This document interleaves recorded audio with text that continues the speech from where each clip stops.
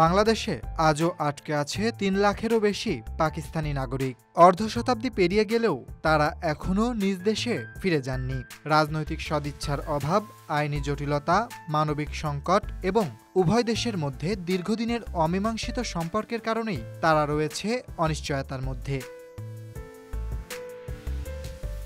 এরা মূলত উর্দুভাষী মুসলিম জনগোষ্ঠী, যারা ১৯৪৭ সালে ভারত বিভাগের পর ভারতের বিহার রাজ্য থেকে তৎকালীন পূর্ব পাকিস্তান তথা বর্তমান বাংলাদেশে অভিবাসী হয়েছিলেন।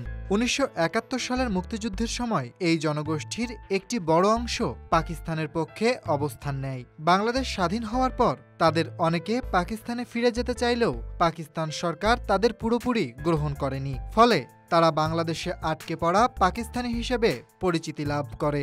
বাংলাদেশের ১৪টি জেলায় ৭৯টি ক্যাম্পে আটকে পড়া পাকিস্তানি নাগরিকরা বসবাস করছেন। প্রাপ্ত তথ্য অনুযায়ী ঢাকায় রয়েছে ৪৫টির মতো ক্যাম্প, যার মধ্যে মোহাম্মদপুরের জেনেভা ক্যাম্প উল্লেখযোগ্য। চট্টগ্রামের ৬টি ক্যাম্পে প্রায় ২৫,০০০ উর্দুভাষী বসবাস করেন। এছাড়াও সৈয়দপুর এবং খুলনা খালিশপুরেও বড়বিহারী ক্যাম্প রয়েছে। পাকিস্তান সরকার প্রথম থেকেই এই আটকে পড়া জনগোষ্ঠীর সম্পূর্ণ দায়িত্ব নিতে অনাগ্রহী। ১৯৭১ সালের পর ১৯৭৩ সালে নয়াদিল্লি চুক্তি অনুযায়ী কিছু সংখ্যক মানুষকে ফিরিয়ে নিলেও বিশাল সংখ্যক মানুষকে তারা আর গ্রহণ করেনি। পাকিস্তান প্রায়শই দাবি করে যে ১,৭০,০০০-এরও বেশি উদ্বাস্তুকে পাকিস্তানে ফিরিয়ে নেওয়া হয়েছে এবং অবশিষ্ট আটকে পড়া পাকিস্তানিরা এখন আর তাদের দায়িত্ব নয়, বরং তারা বাংলাদেশের দায়িত্ব। ১৯৯০ সালে নওয়াজ শরীফ প্রধানমন্ত্রী হওয়ার পর প্রত্যাবাসন প্রক্রিয়া পুনরায় শুরুর আশ্বাস দেন।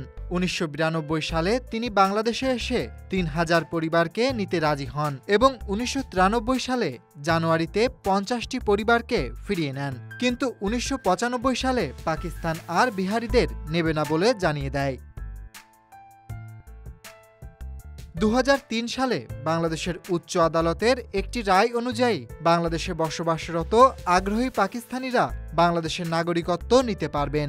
এরপর থেকে অনেকেই বাংলাদেশের নাগরিকত্ব নিয়েছেন এবং ভোটার তালিকাতেও তাদের নাম উঠেছে। তবে আদালতের রায়ের পরও অনেকে এখনও নাগরিকত্ব গ্রহণ করেননি। আইনিভাবে তাদের এখন আর শরণার্থী বলা হচ্ছে না। অর্ধশতাব্দী কেটে গেছে, বাংলাদেশ বদলেছে, প্রজন্ম বদলেছে, অথচ এই মানুষগুলোর জীবন বদলায়নি। যারা জন্মেছে বাংলাদেশে, বড় হয়েছে বাংলাদেশেই, অথচ পরিচয়ের প্রশ্নে তারা আজও দ্বিধাদ্বন্দ্বে ভুগছে। Aritra Basu, desk report.